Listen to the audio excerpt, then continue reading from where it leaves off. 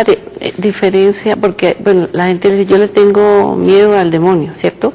¿Qué diferencia hay entre temerle a Dios y tenerle miedo al enemigo? El temor al demonio hace que cada vez pensemos más en él, hace que busquemos más y más y más y más modos de protegernos. Y nunca tiene fin ese proceso. Además, el miedo hace que no busquemos la pura fe, sino que necesitemos cada vez cosas más tangibles. Primero necesitamos cada vez más los sacramentales. Después tienen que ser usados de una manera determinada. Después necesitamos nuevos sacramentales. Después es el camino del miedo. Y nos estamos olvidando de Dios. Y cada vez, me han hecho algo, me han hecho un maleficio, me han enterrado, alguien ha ido a un brujo y me ha hecho tal cosa.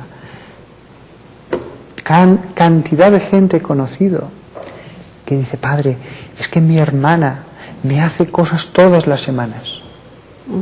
Ella no la ha visto, pero hay alguien que le dice eso. Hay alguien que le dijo. Fíjese usted, se siente la persona acosada, acaba teniendo un odio a su hermana tremendo, necesita hacer cosas, con lo cual va probando cada vez.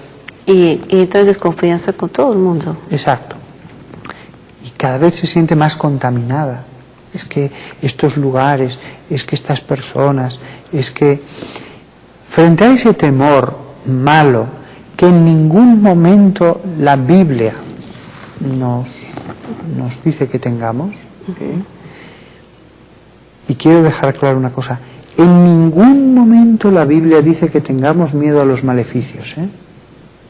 Sí, estaba acordándome de esos, no hay textos en que ella tenga Alguien dirá, ¿sí? Hombre, ¿habrá un versículo? No, no. Se nos habla del demonio, se nos habla de que puede poseer, que hay que huir del pecado, que nos tienta, pero no se nos dice nada sobre los maleficios. Pero que los hay, ¿cierto? Que hay gente que los hace, es verdad. Y si usted me pregunta, ¿cree que tienen efectividad? Yo creo que algunos sí, pero como excepción.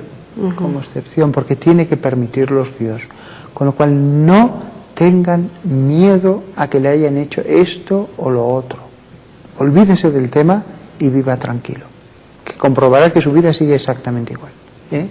Lo cual no significa que algún caso pueda permitirlo Dios, pero será excepcional, como la posesión, que es algo excepcional. Pero ahora el temor de Dios. El temor de Dios es todo lo contrario. El temor de Dios nos hace humildes, porque es decir, Señor, yo no soy nada, es decir, nada frente a tú que lo eras todo. Yo no he existido durante millones de años y podía haber seguido sin existir. Podían haber existido las pirámides, las selvas, los océanos, las familias que se aman, y yo no hubiera salido de la nada. He salido de la nada.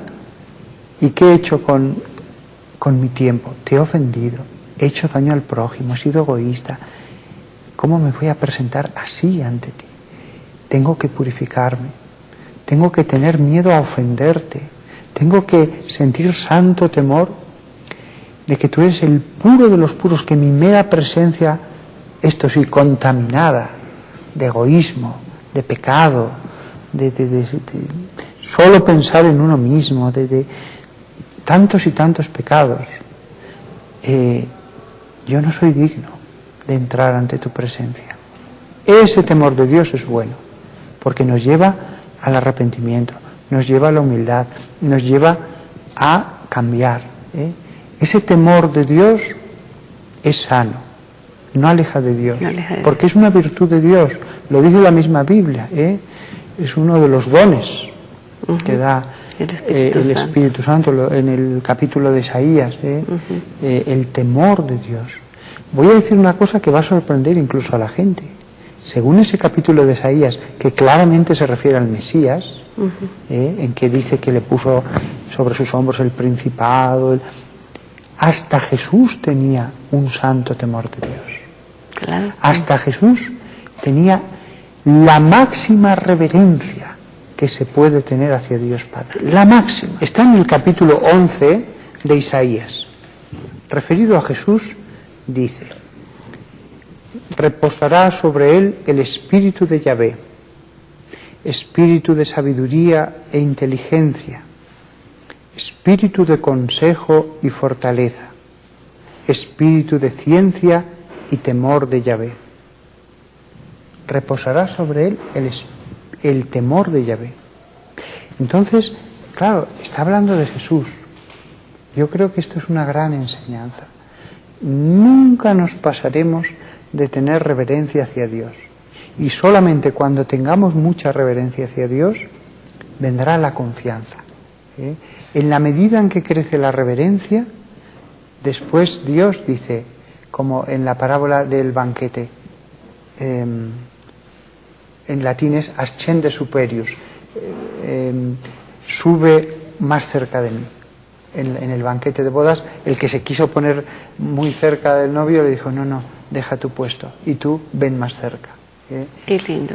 Yo creo que esa es una cosa muy olvidada por parte de los creyentes en esta última generación, porque en toda la historia sí que había estado presente, pero se ha insistido tanto en aspectos que son verdaderos de Dios, Nunca haremos mal en ver a Dios como amigo, en ver a Dios cercano. No, nunca haremos mal. Pero esto también es verdad, porque algunos han intentado como contraponerlo uno a lo otro. Y no se contraponen, las dos cosas son verdad. La cercanía de Dios como Padre, como amigo, que está a nuestro lado, y ese Dios de Moisés, ese Dios grandioso, ese Dios inconmensurable ante el que no somos nada. No hay contradicción. Puedo dar un sermón sobre un aspecto y sobre otro, pero yo veo que hoy día está más olvidado este otro aspecto. Sí, padre, yo también estoy de acuerdo con usted. Es que realmente pienso que se le está dando como más importancia al enemigo que al poder de Dios. Y realmente lo que más tenemos que centrarnos en el poder de Dios, y que ante Dios no hay nada que se pueda sobrepasar el poder de Dios. Sí, porque además yo me encuentro con tantas personas que dicen, ay padre, llevo 8 años, 10 años, 20 años, toda mi vida, en que el demonio, esto, lo otro, lo demás aquí. Pero yo lo escucho y digo, hijo mío, todo eso es natural.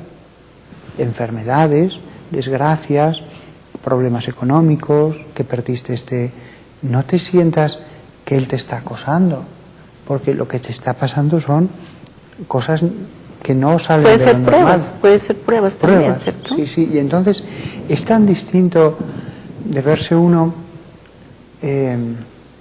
como que, ¿qué puedo hacer? ¿Qué puedo hacer? Él hace conmigo lo que quiere, es el demonio.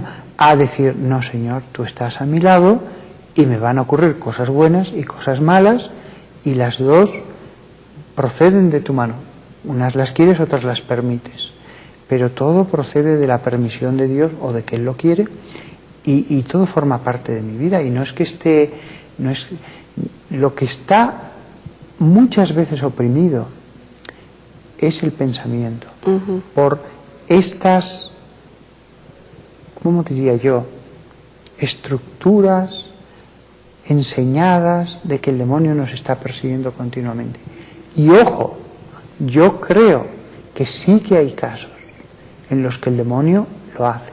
Lo creo totalmente, porque he visto casos que después de discernir he dicho, sí, en su caso sí, usted es como Job. Los hay, pero vemos la Biblia y todos los casos no son como Job, ni nuestro Padre Dios. El mismo Padre Dios que nos dice que en el caso de Job fue ataque del demonio, en muchos otros momentos no. Y fue por permisión de Dios. Y fue por permisión de Dios. Pero en muchos otros casos es la codicia de los hombres. En otros casos es la prueba de la enfermedad. Bueno, padre, pero cuando una persona, listo, cuando Dios lo permite, pero cuando una persona se pone en el camino del mal, opta por el camino del mal, asiste a todo este tipo de cosas, se involucra en brujería, en espiritismo. ¿Se puede dar el caso de que la persona que se quiera salir de ahí y que el enemigo le ponga obstáculos para poder salir de ahí? Sí, pero fíjese,